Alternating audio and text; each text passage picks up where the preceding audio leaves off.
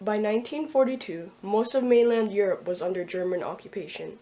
The Allied forces wanted to test Nazi defenses but were not ready for a full-scale attack and decided instead to perform a hit and run to gain experience for future invasions. This offensive would be the first action seen by Canadian troops after 3 years of being stationed in Britain. They were led by British commanders who had little experience for such an operation.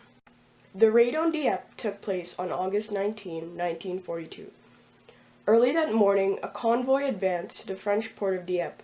Unfortunately, German ships noticed the Allied ships approaching and opened fire. The noise of the sea battle woke enemy troops. Although the element of surprise was lost, Canadians decided to continue the offensive in broad daylight.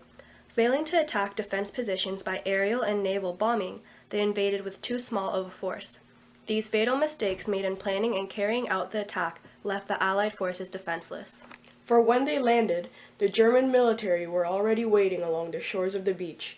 Dieppe was heavily fortified with cannon, barbed wire, tanks, and mines. Canadian troops were mowed down by bullets and artillery shells, some dying before even setting a foot on the beaches. They didn't stand a chance. Of the 5,000 Canadian soldiers, nearly 900 were killed and 2,000 were taken prisoner. Canada suffered more losses that battle than any other day of the war, and the whole country went into mourning. The disaster at Dieppe forced the Allies to rethink their strategies for any future invasions. Never again will Canada attack unprepared, unorganized, and outnumbered.